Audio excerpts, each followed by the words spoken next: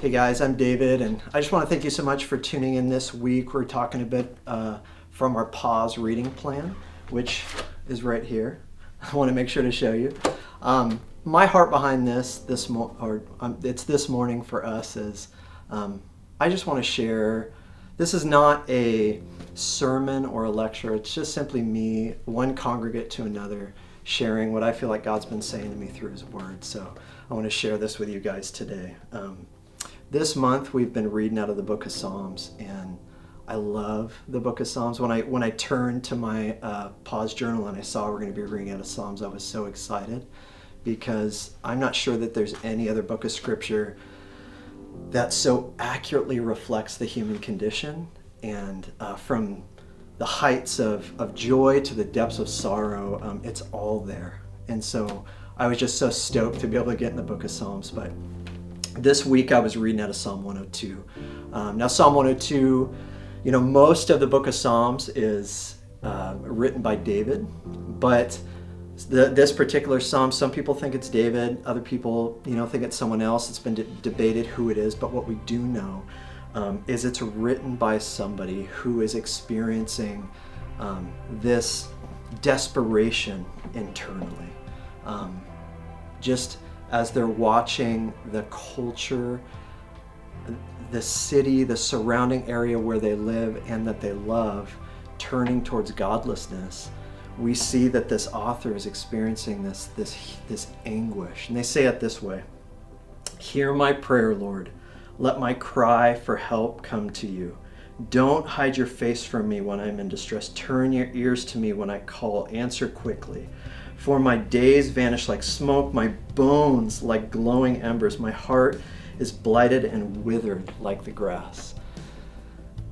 I read that, and that just brings me a ton of comfort, because I'm going, I'm a dad of two teenagers, and I'm watching a culture around me heading in a direction that I don't always understand. And as a dad, as a husband, as a father, sometimes I find myself in a place of like, God, what's happening?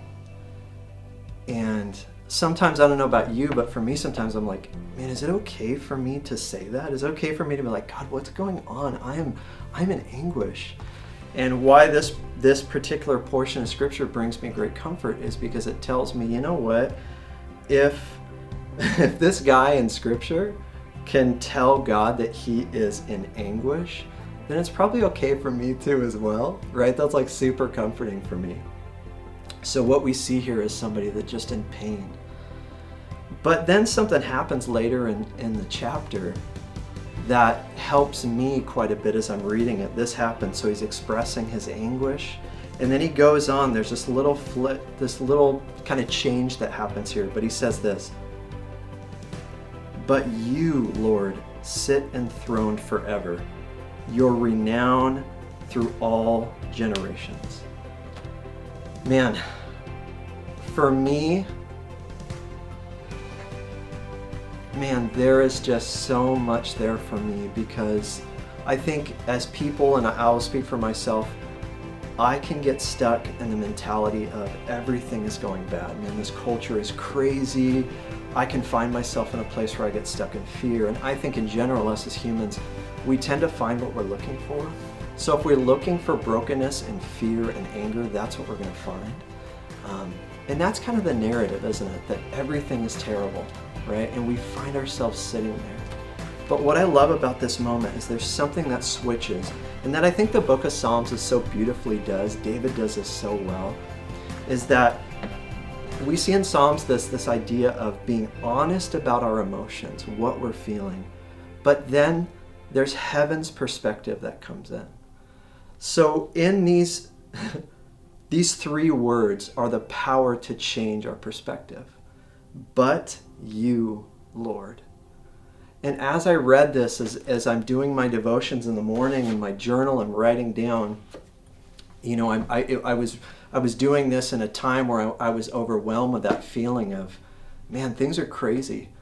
But those three words, "but you, Lord," just changed my perspective. I thought to myself, Yes, but you, Lord, have the power to transform nations. But you, Lord, have the power to protect my children. But you, Lord, have the power to help me love the people I don't understand, right? Yeah, it just rocked me, you know. And here's what I wrote down in my journal when I was writing it. I wrote this: where I see obstacles, God sees opportunities. So my greatest obstacle, my greatest opposition is God's opportunity to bring me closer to Him, to change my perspective, and to help me remember, but you, Lord, sit enthroned forever.